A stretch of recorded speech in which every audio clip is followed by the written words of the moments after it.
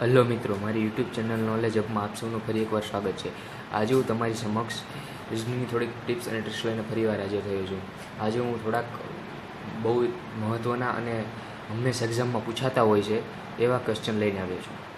તો આજે આપણે અરીસાનો ક્વેશ્ચન પૂછાતા હોય છે, પણ આ ક્વેશ્ચનમાં કેવું થાય છે, આપણને આવડતા હોય પણ એકને એક ટાઈમ ગણવામાં અથવા એંગલ ગણવામાં વાર લાગી છે. તો આ ક્વેશ્ચનનો એક ઇઝી ટ્રીક છે જે હું તમને કહીશ.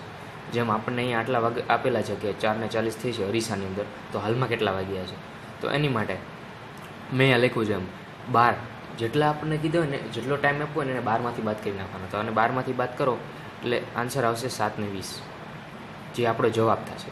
એવી રીતે તમે ગમે એમ 12માંથી 4 બાદ કરો તો 8. જો અહીંયા 4 આપેલા હોત તો 8 વાગ્યે આપણો આન્સર આવે. એવી રીતે કોઈ પણ આપણને અહીંયા ટાઈમ આપેલો હોય તેને 12માંથી બાદ કરી નાખો, તે આપણો આન્સર થશે અરીસાવાળા ક્વેશ્ચનમાં. તો આ તો થઈ ટ્રીક નંબર 1. હવે ટ્રીક નંબર 2. હવે આવા ક્વેશ્ચન તમે બધી જ એક્ઝામમાં, મોડેલ પેપરમાં અથવા દરેક એક્ઝામમાં 1 થી 2 ક્વેશ્ચન તો આવા તમે જોયા દેશે જે પૂછાણા હોય. તો આની માટે હું તમને એક સરસ મજાની શોર્ટ ટ્રીક જે તમને બહુ જ ઉપયોગી થશે જણાવવા જઈ રહ્યો છું. અહીંયા આપણને વર્ડ્સ આપ્યા છે અને કીધું હશે કે આ વર્ડ્સ ભરો નીચેલામાંથી આપેલા. તો આ બહુ જ અઘરું થતું હોય છે અને એક્યુરેટ આન્સર આમાં ભાગ્ય જ એમ એવું નથી, આવડતું હોય છે ઘણા લોકોને પણ એક્યુરેસી વહી જાય છે. તો એની માટે જો સૌપ્રથમ આપણને જેટલા શબ્દ આપ્યા છે એટલા ગણી લેવાના. 1 2 3 4 5 6 7 8 9 10 11 12 13 14 15 અને 16. તો અહીંયા આપણને ટોટલ 16 શબ્દો આપેલા છે, સોરી વર્ડ્સ આપેલા છે. હવે એમાંથી આપણે ખાલી જગ્યાઓ કેટલી છે, તો 1 2 3 4 5 6 જગ્યાઓ ભરવાની છે.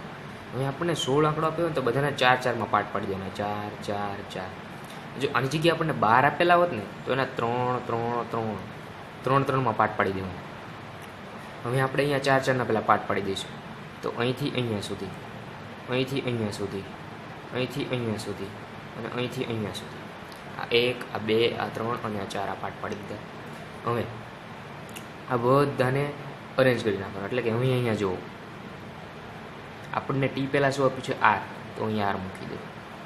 આર પહેલાં એસ, એસ પ્રથમ યુ.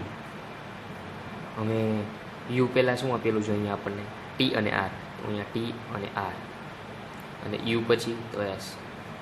સો આપણો આન્સર આવશે R S U R T અને એસ. આ આપણો આન્સર છે. તો ક્યાં છે આ એ બી ડી, તો આ આપણો આન્સર થશે. આવી રીતે ઇઝીલી તમે કોઈ પણ આવા વર્ડવાળા ક્વેશ્ચનનો જવાબ મેળવી શકો છો. હવે ટ્રીક નંબર 3 અને ક્વેશ્ચન નંબર 3. હવે આપણને એક આવી શ્રેણી આપીએ છીએ અને કીધું હશે કે એમાં ખાલી રહેલ જગ્યા નીચેના વિકલ્પો પૈકી કીધું પૂરો. તો આપણે સૌપ્રથમ આવી કોઈ પણ શ્રેણી આપી હોય ને તો માઇનસથી ચાલુ કરવાનું, એટલે એમાં પહેલાં માઇનસ કરી જોવાનું. તો આપણે સૌપ્રથમ એ ટ્રીક, એટલે આવી શ્રેણીઓ મોસ્ટ ઓફ એ જ હોય છે. તમને કરી બતાવું. તો હવે 78માંથી 46 કાઢો તો 32, આમાંથી 30 કાઢો તો 16, સોરી, આમાંથી 22 કાઢો તો 8, આમાંથી 8 કાઢો તો 4 અને આમાંથી 6 કાઢો તો 2. હવે આ બધાની વચ્ચે તમે જુઓ, આ બધાની વચ્ચે 50%નો ડિફરન્સ છે, 50%નો. જો હવે 16માંથી તમે કેટલા બાદ કરશો તો 50%નો ડિફરન્સ આવશે, એટલે કે 1 આવશે. તો કે 15, તો આપણો આન્સર થશે 15. હવે એવી જ રીતે ટ્રીક નંબર 4. હવે આવા ક્વેશ્ચન તો તમે જોયા દેશો મોસ્ટ ઓફ પર્સન્ટેજવાળા, એટલે કે આમાં તમને 2 ગમી સરખામણી કરવાની કીધી હશે અને એની વિકલ્પોમાંથી પેર ગોતવાની.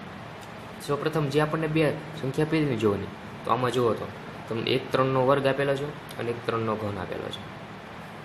જો આની પરથી શું ખબર પડે કે પહેલી સંખ્યા હશે એની જે સરખામણી કરવાની, એમાં પહેલી સંખ્યા હશે એનો વર્ગ ફરજિયાત હશે અને બીજી સંખ્યા હશે એનો ઘન હશે. તો જો હવે વિકલ્પો જોવાના. અહીંયા પહેલો વિકલ્પ 5 તો કશાનો વર્ગ નથી, તો આ ઓપ્શન ગયો. 8 પણ નથી, તો આ ઓપ્શન પણ ગયો. અને 15 પણ નથી, તો ઓપ્શન પણ ગયો. હવે વધ્યો ડી, તો આ 9નો વર્ગ છે અને 9નો ઘન છે, તો આપણો જવાબ થશે. સો બસ આટલું જ તે. જો મારો વિડીયો તમને પસંદ આવ્યો હોય અને ગમ્યો હોય તો પ્લીઝ લાઇક કરજો, શેર કરજો અને સબસ્ક્રાઈબ કરજો. અને જો તમને બીજો કોઈ પણ પ્રકારના આવા પ્રશ્નો હોય તો મને નીચે કોમેન્ટમાં જરૂરથી જણાવજો. હું બને એટલે તમારા પ્રશ્નનું સોલ્યુશન કરવાનો પ્રયત્ન કરીશ. અને જો તમારે વધુ વિડીયો જોઈતા હોય તો મને પ્લીઝ વિડીયોને લાઇક કરજો. Thank you.